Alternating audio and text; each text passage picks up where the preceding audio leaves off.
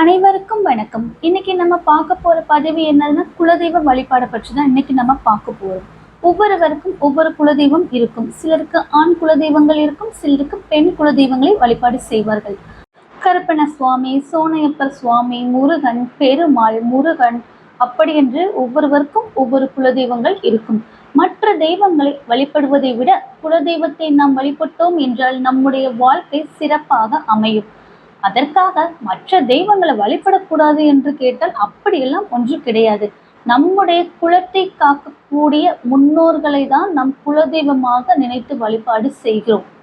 அப்படிப்பட்ட குலதெய்வத்தை நாம் வழிபடுவதன் மூலமே மற்ற பிற தெய்வங்களின் அருளையும் நம்மால் ஈஸியாக பெற முடியும். குலதெய்வ வழிபாடை தவிர்த்துவிட்டு மற்ற தெய்வ வழிபாட்டை நாம் செய்தாலும் நமக்கு அதனால் எந்த பலனும் இருக்காது. அப்படிப்பட்ட குலதெய்வத்தை நாம் எந்த முறையில் வழிபட்டோம், எந்த முறையில் வேண்டுதல்கள் வைத்தால், எந்த முறைகள் பிரார்த்தனைகள் செய்தால் நிறைவேறும் என்பதை தான் இந்த பதிவுல பார்க்க போறோம். ஒவ்வொருவருக்கும் ஒவ்வொரு விதமான குலதெய்வம் இருக்கும். அந்த குலமே அந்த தெய்வத்தை தான் வழிபாடு செய்வார்கள். அதே போல் ஒவ்வொரு குலதெய்வத்திற்கும் வழிபாடு முறைகள் என்பது வேறுபடும். அந்த வழிபாட்டு முறைகளை தொடர்ச்சியாக மாதத்திற்கு ஒரு முறையோ அல்லது வருடத்திற்கு ஒரு முறையோ அந்த குலதெய்வத்தை மறவாமல் குலதெய்வத்தின் ஆலயத்திற்கு சென்று அந்த வழிபாடுகளையும் பூஜைகளையும் செய்வதன் மூலம் நம்முடைய வாழ்க்கை சிறப்பாக அமையும்.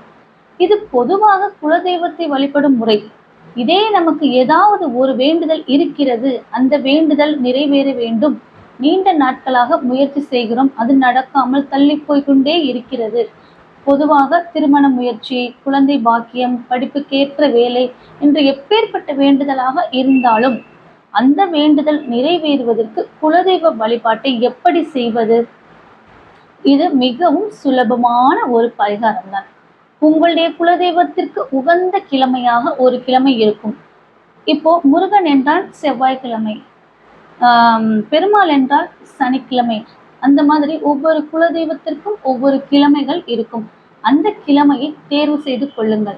அப்படி இல்லாத பட்சத்தில் ஆண் குலதெய்வமாக இருந்தால் அமாவாசை தினங்களில், பெண் குலதெய்வமாக இருந்தால் பௌர்ணமி தினங்களில் இந்த வழிபாட்டை நீங்கள் செய்யலாம். இதற்கு நமக்கு இரண்டு பொருள் தான் வேண்டும். ஒன்று மஞ்சள் துணி, மற்றொன்று காணிக்கை.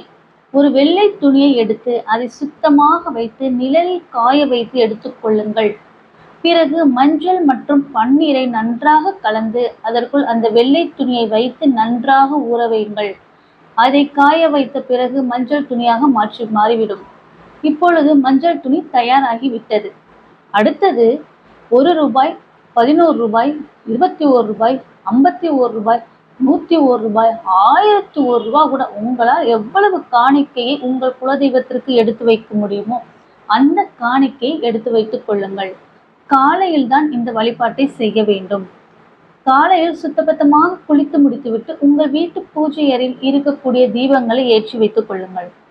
உங்களுடைய குலதெய்வத்தை மனதார வழிபாடு செய்து தயார் செய்து வைத்திருக்கும் மஞ்சள் துணியில் குலதெய்வத்திற்காக எவ்வளவு காணிக்கை எடுத்து வைத்திருக்கிறோமோ அந்த காணிக்கை மூட்டை உங்களுடைய உள்ளங்கையில் வைத்துக்கொண்டு உங்களுடைய குலதெய்வத்திடம் நீங்கள் என்ன வேண்டுகிறீர்களோ அதை மனதார வேண்டிக் கொள்ளுங்கள்.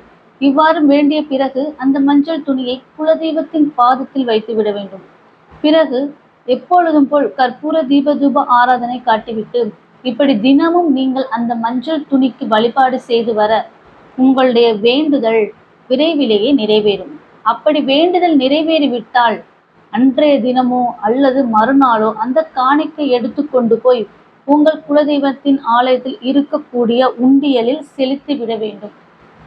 இந்த மிகவும் எளிமையான குலதெய்வ வழிபாடு நம்பிக்கையுடன் செய்து வாருங்கள். அன்றைய காலத்தில் இருந்து நம்முடைய முன்னோர்கள் செய்து வந்த வேண்டுதல் தான். இதை மறவாமல் நாமும் பின்பற்றினால் நம்முடைய வேண்டுதலையும் நம் குலதெய்வம் நிறைவேற்றி வைக்கும். இதோடு நான் இந்த பதிவை முடிச்சுக்கிறேன். இந்த வீடியோ உங்களுக்கு பிடிச்சிருந்தா லைக் பண்ணுங்க. குலதெய்வ வழிபாடு உங்களுக்கு பிடிச்சிருந்தா லைக் பண்ணுங்க.